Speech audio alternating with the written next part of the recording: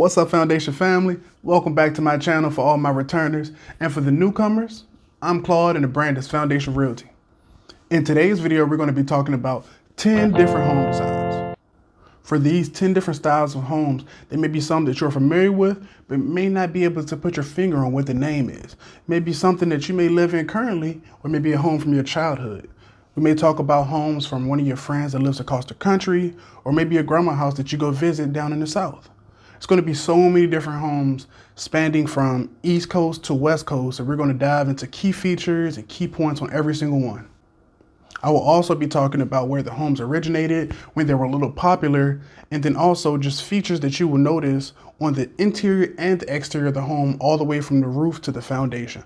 So we're just going to go ahead and dive into this video for the 10 different home designs, and we're going to go in alphabetical order just to make things a little bit easier. A lot of us have fond memories of our past where we may have went to visit family members, friends, or went on vacations, and we noticed that we liked the architectural features of the homes in the neighborhoods that we were residing in at the moment.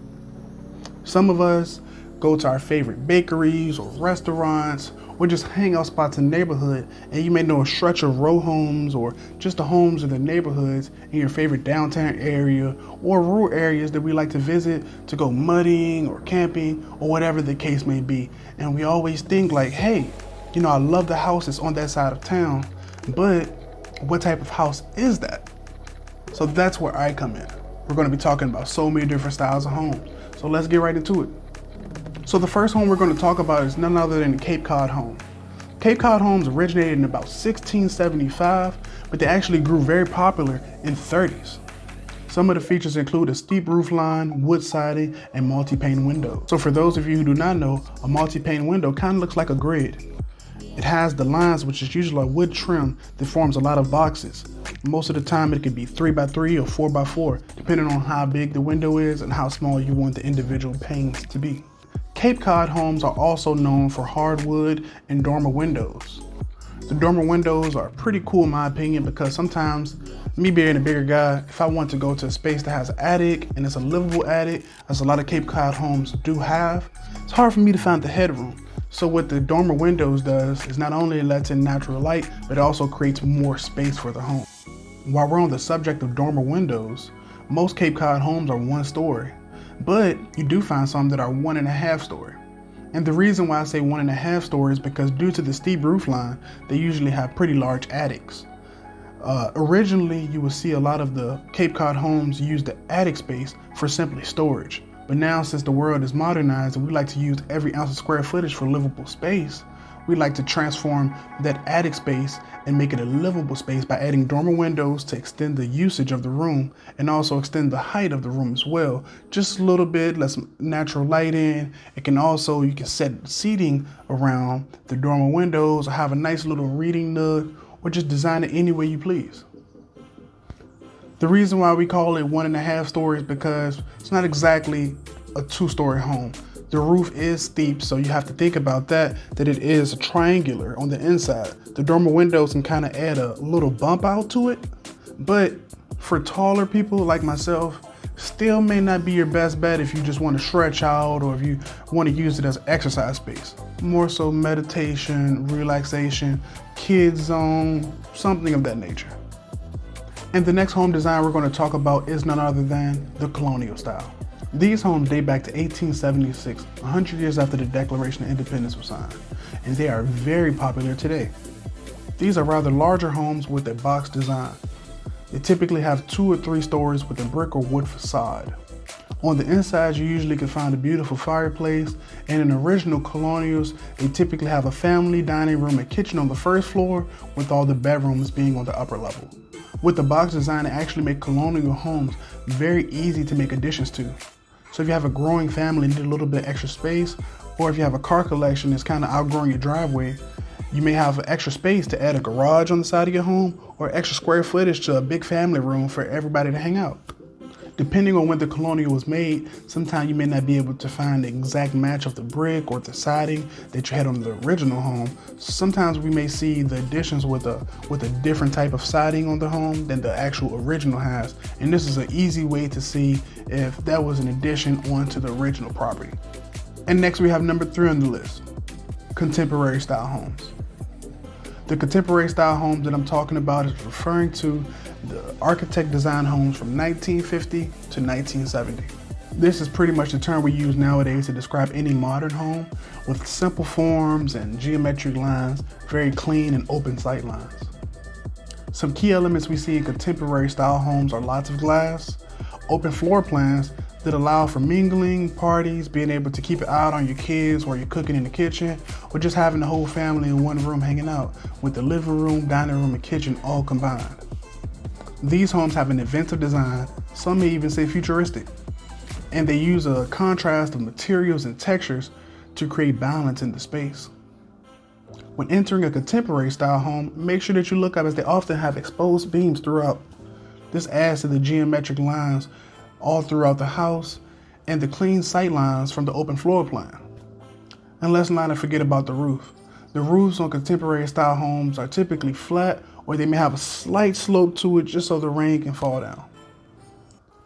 Since we live in a modern society, we often see people buying older homes and giving them contemporary elements in their renovation. This has caused a wide range of homes to expand from the original contemporary style. Modern contemporary, mid-century modern, and contemporary farmhouse, which is probably the weirdest combination to me, but hey, if it's your thing, do what you want to do. All right, now we're down to number 4 on the list, which is cottage style homes. These homes are inspired by the medieval styles of the old English countryside. These homes actually didn't get popularized into the United States until about the 1920s and 1930s. These homes have an abundance of storybook character with steep roof pitches and cross gables.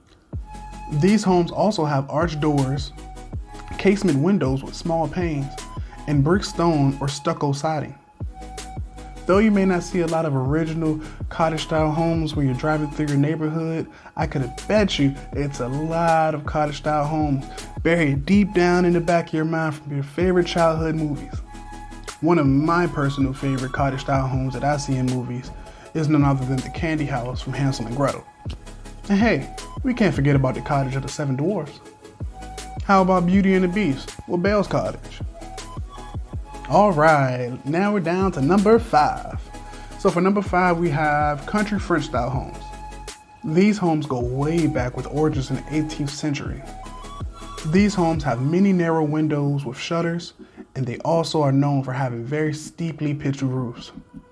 You may find these homes with a hipped roof, which has 4 sloping sides, with either a ridge at the top or a peak at the top, or a side gabled pitched roof that has 2 sloping sides.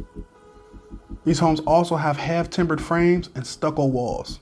And if you're not familiar with stucco walls are pretty much popcorn ceilings for the exterior of the home. They're the homes where if you go and rub on it, it has a very, very gritty texture to it, and you can see it from afar. Some people love stucco, some people hate stucco. It's kind of a hit or miss, but I like it if the house looks right. So here's an interesting fact. The French occupied a large part of the eastern part of North America in the 18th century. And it wasn't until Thomas Jefferson did the Louisiana Purchase until we started to see this style of home fizzle out. The home is still popular in certain parts of the world though, as it really latched on to states like New Orleans. All right, let's move to number 6 on our list. For number 6, we have Craftsman homes, also known as Craftsman bungalows or arts and crafts style. These homes were popular between 1905 and the 1930s and have made a really strong comeback. Something that you'll be sure to find in the interior of a Craftsman home is fine woodworking, and sometimes you'll even find built-in shelves or built-in seating. These homes have low-pitched roofs with a wide eave overhang that provides a little bit of a lip on the edge of the home. Though Craftsman homes have low-pitched roofs, they often have exposed roof rafters on the inside, which kind of make the space feel larger than it really is. They sometimes have decorative beams or braces under the gables, and to me, it's not a Craftsman style home if it doesn't come with a front porch framed by tapered square columns. Like we mentioned with the Cape Cod homes earlier, though these homes are mostly one story, they sometimes have a second story with an unfinished attic space that can be used for whatever you please if you decide to renovate it. All right, we're making our way down to number 7 on the list. For number 7, we have moved our way from down to C all the way down to M for Mediterranean style homes. And when I'm talking about Mediterranean style, I'm also referring to the Spanish colonial or Spanish eclectic style of home.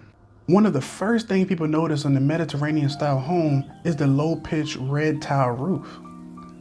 They have arches on the outside and inside of the home, grille work, and stucco or adobe exterior. They are known for having a U-shaped Mediterranean floor plan that is oriented around a central courtyard, which usually has a fountain in the middle. This is really good for bringing the outdoors inside and almost invites you to go outside and have a nice glass of wine and enjoy time with the family.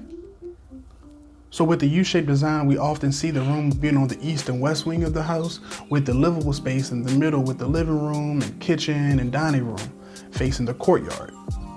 Since the rooms are on the side, they typically have a door that allows them to have easy access to the courtyard and bring the outside in their own personal rooms as well. This promotes cooling cross ventilation and fresh airflow throughout the house. So I am located on the East Coast, and it's not every day that I can go outside and see a Mediterranean style home. But if you're on the West Coast, this style of home is still very, very popular in California and other parts of the West Coast as well. All right, next we have number 8 on the list. And for number 8, we have the traditional ranch. These homes date back to 1932, and they're still popping up each and every day. These are one-story homes with a simple floor plan, efficient living space, and sometimes an attached garage. And since it has an easy floor plan, it's very simple to upgrade, just like the Colonial we mentioned earlier. This was one of the most popular styles of home in the suburban home building boom in the 1950s and 1960s. And this is why we now see so many original ranch style homes with a lot of mid-century elements. Here's another interesting fact. Bi-level or split level and tri-level homes actually originated from ranch style homes, where the original owners of the ranch style home added an additional second floor and created the split or bi-level homes that we now know today. With the split level or bi-level home, you're able to keep some of the functionality of a one-story house while also adding the square footage and possibly 2 bedrooms and a bathroom to an upstairs level for an expanding family. All right, at number 9 on the list, we have Tudor style homes. These homes originated way back in the 16th century from the Tudor dynasty in England. These homes are equipped with a steeply pitched roof and prominent cross gable. They also have decorative half timbering and tall, narrow windows with small window panes. Another key feature of the exterior of these homes are that they typically come in multiple shades of brown and cream colors. The Tudor style homes we see today are a modern reinvention that put a big twist on the medieval English prototypes we saw way back in the 16th century. So this kind of reminds me of a game of telephone. You have to think, this is the oldest model of homes we talked about, with it being dated back to the 16th century. So just imagine if we started a game of telephone dated back in the 16th century, and I started off with, my favorite color is red. So if I said that and it trickled all the way down here to 2022, I'm sure it may come out to something like, I want to go to bed? Who knows? And here we are, we have made it to number 10 on the list, which is one of my personal favorites, and none other than the Victorian. These homes began in the Victorian era, with homes dating back to the 1860s. Victorian homes are also used as models for those very antique dollhouses, which gives Victorians the nickname the dollhouse house, and has a little bit of a negative connotation too, as they're often seen in scary movies as a haunted house. Some key features of Victorian homes are the abundance of detail in absolutely everywhere you look. Have different textures, they have custom wood finishes throughout as well. They are layered homes with steeply pitched roof and a prominent front-facing gable. They have patterned shingles and cutaway windows. It usually has an asymmetrical facade with many rooms inside and including a partial or a full width porch. If you're looking for character, then look no further, as the Victorian is the perfect house for you. It has so much character in every single room, but for some people it may be a little too much character. For those of you who think you may want to tone it down a little bit, a contemporary Victorian may be the good house for you, as it has traditional values but has modern colors and fabrics, which ties both in together to create a nice cohesive balance in the house. So that concludes my list of 10 different home designs. But wait, before you leave, stop by the comment section and answer this one question for me. Which home design did you like the best? Can you see yourself enjoying dinner with your family and looking outside to your beautifully lit courtyard with the fountain running in your Mediterranean style home? Or would you prefer to be sitting in the rocking chair on your porch reading your favorite book on your Craftsman style home? Let me know in the comment section so we can have a little dialogue. And if you enjoyed today's video, please like and subscribe for more content. See you guys in the next video. Peace.